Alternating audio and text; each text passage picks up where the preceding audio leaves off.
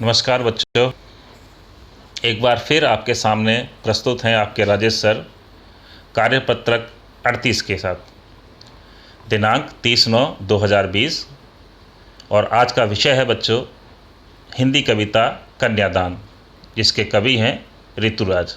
एक बहुत ही सुंदर कविता है बेटा, ये बहुत ही प्यारी कविता है। इस कविता में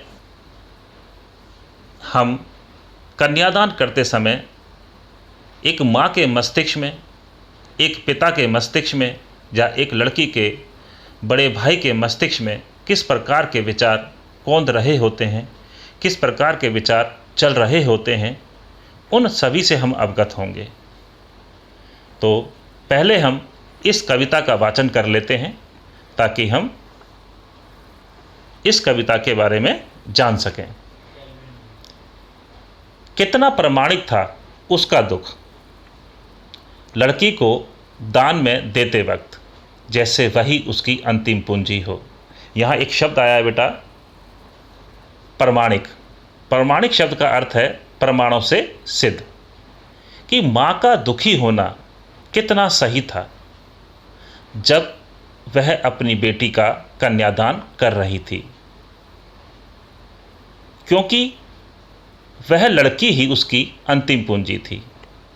अभी तक दोनों एक दूसरे का सहारा थी, एक दूसरे का साथ बना हुआ था, लेकिन अब लड़की की विदा के बाद, कन्यादान के बाद माँ अकेली रह जाएगी।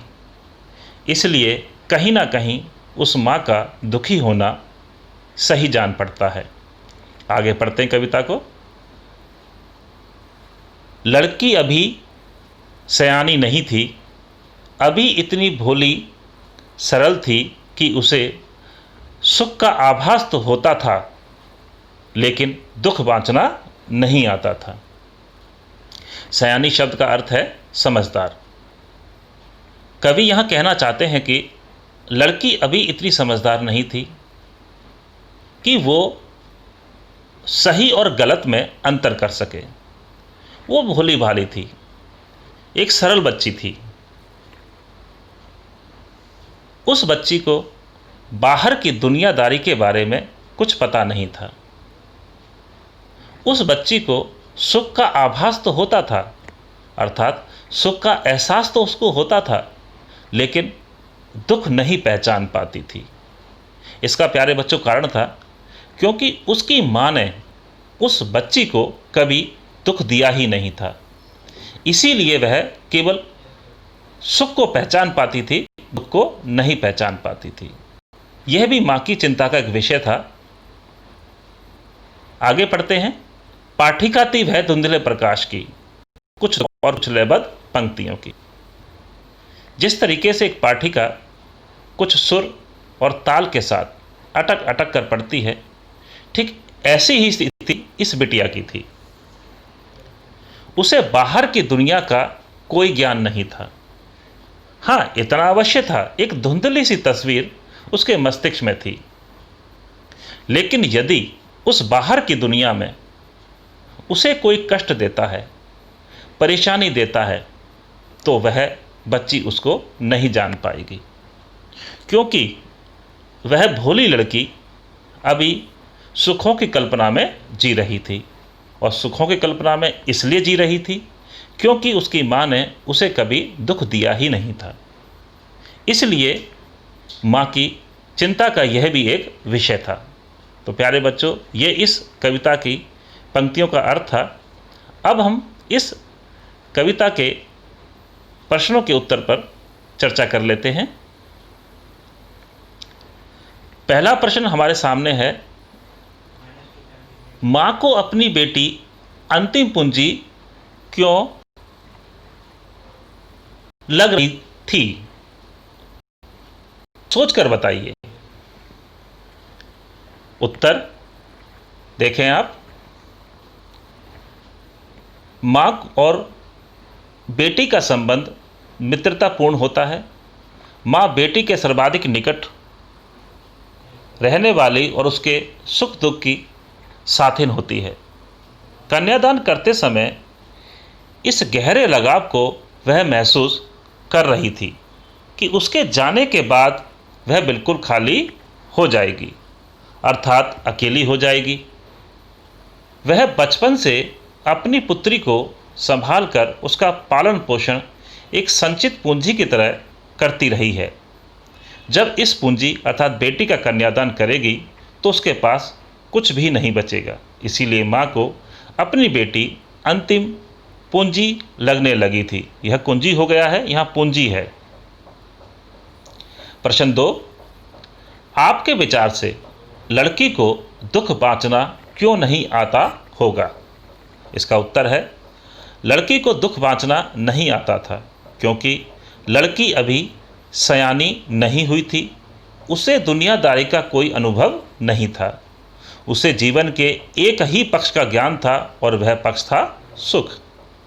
वह दुखों से अनभिज्ञ थी क्योंकि माँ के घर पर दुखों से उसका कभी सामना नहीं हुआ था, अर्थात उसकी माँ ने उसे कभी दुख दिया ही नहीं था। अब तक वह सुख में परिस्थितियों से ही जीती आई थी। प्रश्न 3, आपकी दृष्टि में कन्या के साथ दान की बात करना कहाँ तक उचित है? तर्क दीजिए।